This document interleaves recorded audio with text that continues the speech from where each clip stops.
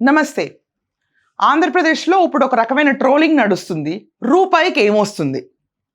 కావాలంటే ప్రభుత్వం మనదైపోతే కొన్ని రూపాయల్లోనే బంగ్లాలు కట్టుకోవచ్చు, లేకపోతే విలాసవంతమైన జీవితం జీవించవచ్చు, రాజు తలుసుకుంటే ఏదైనా జరగచ్చు. కానీ ఈరోజు ఆంధ్రప్రదేశ్లో ప్రతి ఒక్కళ్ళు పెట్టుబడి పెడదాము, ఆంధ్రప్రదేశ్లో ఎంప్లాయ్మెంట్స్ క్రియేట్ చేద్దాం అన్న టెన్యూర్లో సోషల్ మీడియాలో ట్రోలింగ్ ఏంటంటే రూపాయికి ఏమొస్తుంది? ఓ పని చేయండి, అడుక్కుడు తినేవాడి బొచ్చులో ₹2 వేసి ₹2 తిరిగి తీసుకోండి. మీ డబ్బు మీకే వస్తుంది, వాడికి దానం చేసిన ఇంపాక్ట్ కూడా కనిపిస్తుంది. అడుక్కు తినేవాడు మాత్రం గుడ్డివాడు అయి ఉండాలి ఖచ్చితంగా. అప్పుడే వాడి బొచ్చులో ఒక శబ్దం వినిపిస్తుంది, మీ నాణ్యాలు మీకు తిరిగి వస్తాయి. రూపాయికి ఏమొస్తుందని మాట్లాడుతున్నారు. పోయిన ప్రభుత్వంలో పథకాల రేపున ప్రతి ఇంటికి డబ్బులు పంపించి తిరిగి అదే రూపాయలను వసూలు చేసింది లిక్కర్ స్కామ్లో కాదా? జనాలు కట్టిన ట్యాక్స్ మనీనంతా గుల్లగొట్టి రాష్ట్రం అభివృద్ధి లేకుండా చేసింది పోయిన ప్రభుత్వంలో జనాల డబ్బుతో కాదా? రూపాయికి ఏమొస్తుందన్న వెక్కిరింత బదులు మనం తీసుకొచ్చిన రూపాయి ఏంటి పోయిన 5 ఏళ్లలో అని చెప్తే సమాధానం ఉంటుందా? ఆంధ్రప్రదేశ్లో లాస్ట్ 5 yearsలో ప్రతి ఒక్కళ్ళు ఎప్పుడు ఎక్కడ అమ్ముపోదాం బాబోయ్, రాష్ట్రంలో ఉండలేము, పొరపాటును ఇంకొక 5 ఏళ్ళు ఇలా గడిస్తే ఊపిరాగిపోతున్న సిచ్యువేషన్లో రూపాయి విలువ ఈరోజు తెలిసి వచ్చిందా ప్రతి ఒక్కరికి? రూపాయికి ఏమొస్తుంది? టీసీఎస్కి 99 పైసలకి, ఉర్సాకి కొంత గణాంకాల్లో చూసుకుంటే కనుక 3.5 ఎకరాలు ₹1,00,00,000కి, 56 ఎకరాలు చదర చిల్లర 50 లక్షలకి ఎలా ఇచ్చారు అని చెప్పి ఈ పర్టికులర్ డిస్కషన్ స్టార్ట్ చేసే ముందు ఒక్కసారి జగన్మోహన్ రెడ్డి గారి గ్రేట్ వర్డ్స్ విందాం. ఏదన్నా ఊరు పేరు లేని కంపెనీకి విశాఖపట్నంలో 3,000 కోట్ల రూపాయల విలువ చేసే భూములు ఇస్తాడు. అది ఉర్సా అంట కంపెనీ పేరు. ఇంద్రనైనా ఈ ఉర్సా అని చెప్పి చూస్తే ఊరు లేదు, పేరు లేదు. వాళ్ళు కట్టే కరెంటు బిల్లు ఏంది అని అంటే కనుక వాళ్ళు కట్టే కరెంటు బిల్లు ఒక ఇంట్లో ఒక అపార్ట్మెంట్లో రెసిడెన్షియల్ అపార్ట్మెంట్ కట్టే కరెంటు బిల్లు ఆ కంపెనీ కడతా ఉంది. మన అమెరికాలో వాళ్ళ ఆఫీస్ ఏందని చెప్పి అక్కడికి పోయినారు మన వాళ్ళు ఎంక్వైరీ చేయడానికి. ఆడ చూస్తే ఆడ ఒక చిన్న ఇంట్లో ఊరు పేరు లేని ఈ కంపెనీకి 3,000 కోట్లు విలువ చేసే భూమి 99 పైసలు కంట. ఇది జగన్మోహన్ రెడ్డి గారు ఎక్స్-సీఎం ప్రెజెంట్ పులివెందుల ఎమ్మెల్యే మాట్లాడిన మాటలు. ఈ రకంగా చూసుకుంటే ఆయన చెప్పినట్టు ఊరు పేరు లేని కంపెనీకి 3,000 కోట్ల రూపాయల ల్యాండ్ ఎలా అలాట్ చేశారని చెప్పి జగన్మోహన్ రెడ్డి గారు మీరు రండి, మీరు వచ్చి అదే ల్యాండ్ని ఆ 56 ఎకరాల సదర్ చిల్లర 60 ఎకరాల ఉర్సా కంపెనీకనే ఇస్తాయన్న ల్యాండ్ని 3,000 కోట్లకు కొని గవర్నమెంట్ ఖజానాని మీరు పెంచండి. ఎవరు కాదంటారు చెప్పండి? ప్రజలందరూ షాక్ అయిపోయి మీకే ఈ భూమి ఇవ్వాలని చెప్పి ఎదురు తిరుగుతారు ప్రభుత్వానికి. రండి, మీరు 3,000 కోట్లు తీసుకొచ్చి కొనిపించండి. ఎవరితో? ఎక్కడా లేని భూమి రేట్లు, మీరున్నప్పుడైతే అట్టడుగు పడిపోయిన భూమి రేట్లు ఈరోజు సడన్గా వెళ్ళిపోతాయండి 50-60 కోట్లకి. చెప్పే మీరు ఎలా చెప్తున్నారు, రాసే పత్రికలు ఎలా రాస్తున్నాయి, వినేవాళ్ళ పరిస్థితి ఏంటి? ఇంకా 3,000 కోట్లు మీరు మాట్లాడుతుంది. 3,000 కోట్లు విలువ చేసే పెట్టుబడే కనుక ఆంధ్రప్రదేశ్లో లాస్ట్ టెన్యూర్లో వచ్చుంటే మీరు ఓడిపోయి 11 స్థానాల్లో ఎందుకు కూర్చుని ఉండేవాళ్ళు?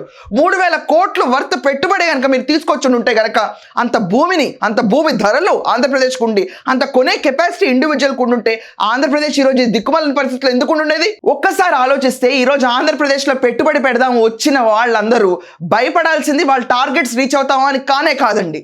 వైఎస్ఆర్సీపీ టెన్యూర్లో వాళ్ళు ఉన్న సోషల్ మీడియాతో, వాళ్లకున్న వ్యవహారవేత్తలతో పోటీ పడి వాళ్ళు బల నిరూపణ చేసుకుని తర్వాత ఉండి గవర్నమెంట్ ఈరోజు ఎస్టాబ్లిష్ చేసిన ఎంఓయూ టర్మ్స్ అన్ని ఫిల్ చేసి 2 నెలలలోపు phase 1 కంప్లీట్ చేసుకుని ఏఐ డేటా సెంటర్ని ఫినిష్ చేసి ఫస్ట్ టర్మ్లో వాళ్ళు ఒప్పుకున్న ఎంఓయూ టర్మ్స్ అన్ని కంప్లీట్ చేస్తే ఆ ల్యాండ్ వాళ్ళకి వస్తుంది.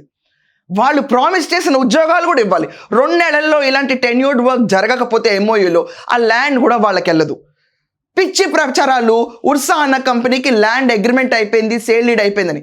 అగ్రిమెంట్ ఆఫ్ సేల్ మాత్రమే జరిగింది. That is in MoU term. ఇప్పుడు దాకా మెమరాండమ్ ఆఫ్ అండర్స్టాండింగ్, దాన్నే సేల్ అయిపోయింది, అంటగట్టేశారు. 3,000 కోట్లు ఖజానా డెంట్ పడిపోయింది, ప్రభుత్వ ఆస్తి వెళ్ళిపోయింది, చేతులు మారిపోయినాయి అని దుష్ప్రచారం చేస్తున్నాడు. ఏమనాలి? ఈరోజు తెలియదు కదా గవర్నమెంట్కి. విశాఖపట్నంలో కూర్చుని 3 భవంతులు కట్టేసి అదే డెవలప్మెంట్ అనుకుని ఏం చేసుకోవాలో పనికిరాని దిక్కు మాలిన 3 బిల్డింగ్లు కట్టి దాన్ని హోటల్కి అమ్మలేరు.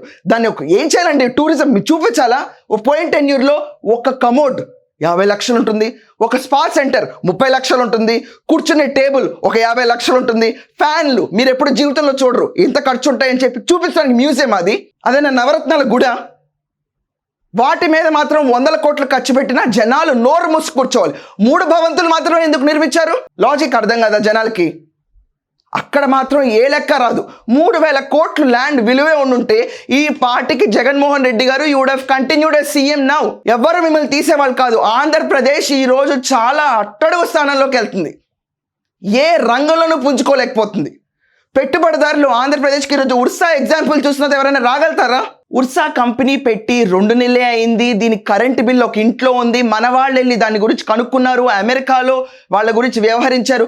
ఇంత వ్యవహారవేత్తంగా మనం లాస్ట్ 5 ఏళ్ళు జరుపుంటే రాష్ట్రం మైనింగ్ స్కామ్లో ఎందుకు ఉండుండేది, ఇసుక స్కామ్లో ఎందుకు ఉండుండేది, లిక్కర్ స్కామ్లో ఎందుకు ఉండుండేది, వగైరా వగైరా స్కాముల్లో ఎందుకు ఇరుక్కునేది?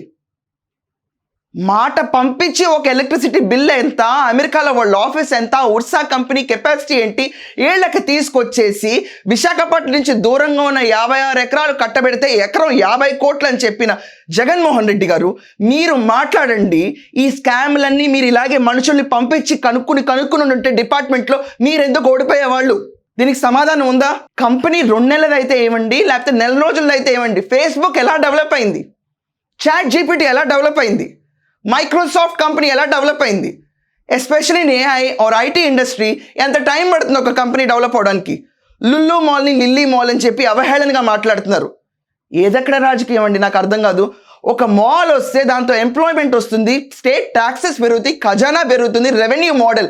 ఈ రెవెన్యూ మోడల్ గురించి మీరు ఎప్పుడన్నా ఆలోచించారా? చించితే ఈ రకమైన పొజిషన్ మీకు ఎందుకు ఉండేది? ఒక కంపెనీని వెక్కిరించే సిచ్యువేషన్లో ఎందుకు ఉండేవాళ్ళు? మరి మీ టెన్యూర్లో స్మైల్ అనే కంపెనీకి 50 లక్షలు ఎకరంగా 2 నెలలకి ముందే రిజిస్టర్ అయిన కంపెనీకి ఎలా ఇచ్చారు? అది కూడా ఆలోచించాలిగా. మాట్లాడే నైతిక హక్కు వైఎస్ఆర్సీపీకి ఉందా? ఈరోజు టీసీఎస్ వస్తే ఎన్నో వేల ఉద్యోగాలు వస్తాయి, అభివృద్ధి జరుగుతుంది విశాఖపట్నంలో. ఉర్సా కంపెనీ కనుక వాళ్ళు ఎస్టాబ్లిష్ చేయకపోతే 2 ఇయర్స్లో ల్యాండ్ తిరిగి తీసుకుంటాం అన్న ఎంఓయూ టర్మ్స్ ప్రకారం వాళ్ళు వెళ్తున్నప్పుడు వీళ్ళకి వచ్చిన బాధ ఏంటి? ఇది ఎవరికి అర్థం కాదు. గవర్నమెంట్ అమ్మేసింది, వాళ్ళు తీసుకున్నారు, వాళ్ళు టీడీపీ ఫేవర్గా ఉన్నాళ్ళు, అందుకనే గవర్నమెంట్ ఈ పని చేసింది. వీళ్ళు ఫేస్ చేస్తున్న ఆరోపణలు. ఒక్క విషయం అండి, you don't like a CM are you don't like a governance, వెళ్తారా స్టేట్కి? కన్వీనియంట్గా లేదు ఈ రాష్ట్రంలో, ముఖ్యమంత్రి తదితర మంత్రులు మమ్మల్ని హింసిస్తారు అన్నప్పుడు ఏ పెట్టుబడిదారైనా రాష్ట్రంకి వెళ్తారా? లేదు, ఈ గవర్నమెంట్ మమ్మల్ని అర్థం చేసుకుంటుంది, డెవలప్మెంట్కి స్కోప్ ఉంది, మేము పెట్టే ఇన్ఫ్రాస్ట్రక్చర్ ఇన్వెస్ట్మెంట్ కాకుండా గవర్నమెంట్ నుంచి హెల్ప్ వస్తుంది ల్యాండ్ ప్రైజింగ్ మీద అని చెప్పి ఖచ్చితంగా అమికబుల్ ఉన్న గవర్నమెంట్ దగ్గరికి వెళ్తారా? అమికబుల్గా ఉన్న గవర్నమెంట్ దగ్గరికి వెళ్ళి ఎవరన్నా మేము ఇక్కడ ఒక యూనిట్ పెడతామని చెప్తే వాళ్ళందరూ ఆ పార్టీ మనుషులా, ఆ కండువా కప్పుకున్న మనుషులా, లేకపోతే వాళ్ళకి ఫేవర్ చేద్దాం అనుకున్న మనుషులా? Is this the growth of mind of any person who is commenting on this? Sakshi పేపర్లో ఈరోజు రాసిన హెడ్లైన్స్లో సెంట్రల్ గవర్నమెంట్కి ఒక రకంగాను మిగతా కంపెనీస్కి ఒక రకంగాను అనే స్లాంగ్లో హెడ్లైన్స్ రాస్తున్నారు. సెంట్రల్ గవర్నమెంట్కి ఇచ్చిన ల్యాండ్ ఎలొకేషన్స్ అన్ని అమరావతిలో. How can you compare that to Visakhapatnam? పోనీ సెంట్రల్ గవర్నమెంట్ యూనిట్స్ పెట్టడానికి ఏదైతే ల్యాండ్ అలొకేషన్ జరిగిందో 2015 నుంచి 16 దాకా, అవి ఎందుకు ఈ రోజు దాకా ప్రాపర్గా కన్స్ట్రక్షన్ ఫినిష్ అవ్వలేదు అండ్ వర్క్ ఫుల్ ఎఫిషియన్సీలో ఎందుకు కంటిన్యూ అవ్వట్లేదు? దీనికి ఆన్సర్ చేయాల్సింది ఎవరు? జగన్మోహన్ రెడ్డి గారు. ఆయన టెన్యూర్లో ఆ ఎమ్యూనిటీస్ కానీ, ఆ ఫెసిలిటీస్ కానీ, ఆ సౌకర్యం కనుక అట్మాస్ఫియర్ ఇవ్వలేనప్పుడు ఫెయిల్ అయిన గవర్నమెంట్ ఈరోజు కూర్చుని how are you able to make the government more disabled now? Already రాష్ట్రం అప్పులు పారైపోయింది, ఇది నిజం. విడిపోయినప్పుడే అప్పులు పాలైన రాష్ట్రం ఆంధ్రప్రదేశ్. అప్పులతో పాటు తిరిగి వచ్చింది. వచ్చిన తర్వాత డెవలప్మెంట్ ఫేజెస్ కింద వెళ్దాం అనుకున్న టెన్యూర్లో ఆంధ్రప్రదేశ్లో టీడీపీ టెన్యూర్ అయిపోయి వైఎస్ఆర్సీపీ టెన్యూర్ వచ్చింది. వైఎస్ఆర్సీపీ టెన్యూర్లో ఉన్న అభివృద్ధి కార్యక్రమాలు యాజ్ ఇట్ ఈస్గా మెల్లగా జరుపుకుంటే ఎల్లుండినా ఇంత నష్టం వచ్చి ఉండేది కాదు. ఒక్క డెవలప్మెంట్ యూనిట్ చూపించండి. షిర్డీ సాయి ఎలక్ట్రికల్స్ ఎందుకు ఇచ్చారు సార్? అతను ఎవరి మనిషి అని చెప్పి వైఎస్ఆర్టీపీ టెన్యూర్లో షిర్డీ సాయి ఎలక్ట్రికల్స్కి ఇచ్చారు. అదాని డేటా సెంటర్స్ దాని గురించి మాట్లాడరే. మనం ఇన్వెస్ట్మెంట్ పెట్టుబడిదారుల మీటింగ్ పెడితే చిన్న యూట్యూబర్లు కూడా దాంట్లో పెట్టుబడిదారుల కింద చూపిస్తున్నారు మీరు లాస్ట్ టైం టెన్యూర్లో. వాళ్ళ పేర్లు కూడా నేను మెన్షన్ చేయట్లేదు. ఇదా సార్ మీరు నేర్పించిన సంస్కృతి? ఎవరికైనా జీవనోపాధి ఉందా దీనివల్ల? ఆంధ్రప్రదేశ్లో ఉద్యోగం చేయాలనుకున్నాడు ఎవడైనా వాలంటీర్ కింద సెటిల్ అవ్వాలా? మనం ఇచ్చే స్కోప్ అది ఒక్కటైనా? లేదు, ప్రతి ఒక్కడు గ్రాడ్యుయేషన్ పూర్తి చేసుకున్న వెంటనే వాళ్ళకి సదుపాయంలో ఉద్యోగాలు ఉండాలి అని చెప్పిన ఒక ఆకాంక్షతో ఒక గవర్నమెంట్ ఆంధ్రప్రదేశ్ నిర్మిస్తుంటే దీంట్లో వచ్చి పెట్టుబడులు పెడదామని వచ్చిన వాళ్ళ మీద డైరెక్ట్గా దాడులు చేస్తుంటే కూర్చుంటే ఎవరు ఎదుర్కోగలుగుతారు ఈ శక్తుల్ని? Isn't it the responsibility of the government to give them some custodial garden? ఎలా ఎదుర్కొంటారండి? మీరు ఇచ్చే 2 years టెన్యూర్లో ప్రాజెక్ట్ కంప్లీట్ చేయాలి, లేకపోతే అగ్రిమెంట్ తిరిగి రివైజ్ అవుతుంది. ఈ సిచ్యువేషన్లో అపోజిషన్లో ఉన్న వాళ్ళు రోజుకి ఒకసారి ట్రోల్ చేస్తారు. వీళ్ళ దగ్గర ఇన్వెస్ట్ చేసే వాళ్ళు ఎవరు వస్తారండి? ఎవ్వరూ రారు.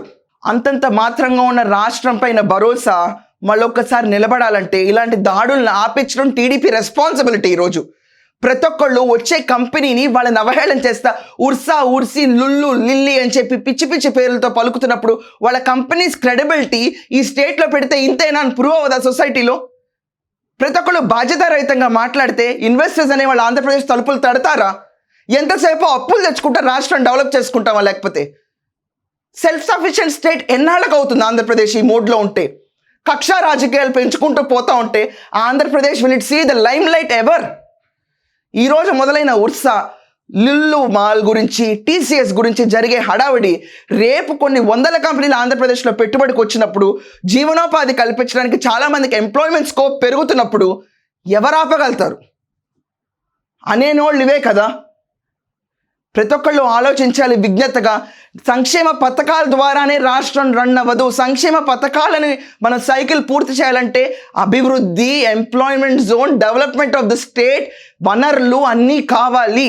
సెల్ఫ్ రిలయంట్ మోడ్లోకి వెళ్ళాలి గవర్నమెంట్ అనేది, స్టేట్ అనేది. ఆ సిచ్యువేషన్ డెవలప్ చేయడానికి వేస్తున్న మొట్టమొదటి అడుగులన్నింటినీ ఆపుకోవడానికి ఇలాంటి స్టేట్మెంట్స్ సీజనల్ పొలిటీషియన్ అనండి, ఏమని అనండి నాకు తెలియదు, first time CM Jaganmohan Reddy గారి నోట్లోంచి వింటాం బాధాకరం. And I'm really sorry. And Ursa company వాళ్ళు ఫేస్ చేస్తున్న సిచ్యువేషన్ ఈరోజు వాళ్ళ కంపెనీ క్రెడిబిలిటీ నిలబెట్టుకోవాలా, వాళ్ళు జనాలకు ఉపాధి హామీలు ఏదైతే చేశారో అది నిలబెట్టుకోవాలా, ఎస్టాబ్లిష్మెంట్ 2 ఏళ్ళలో కంప్లీట్ చేయాలా, లేకపోతే ఈ దాష్టికాలను ఎదుర్కోవాలా? అండ్ మోస్ట్ ఇంపార్టెంట్లీ ఆంధ్రప్రదేశ్కి రూపాయికి ఏం వస్తుందన్న స్కీమ్ ఆపాలి. ప్రతి ఒక్కళ్ళు ఆపాలి ఈ విషయాన్ని. రూపాయికి ఏం వస్తుందని చెప్పి ఇలాంటి మాటలు మాట్లాడితే రాష్ట్ర భవిష్యత్ ఎట్నుంచి వెళ్తుంది? అవహేళనకి లీడ్ అవుతుంది ఇదంతా.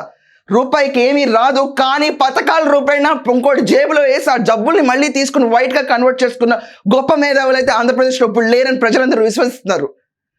Let us see what is the fate of Ursa or TCS amongst the comments next. Thank you.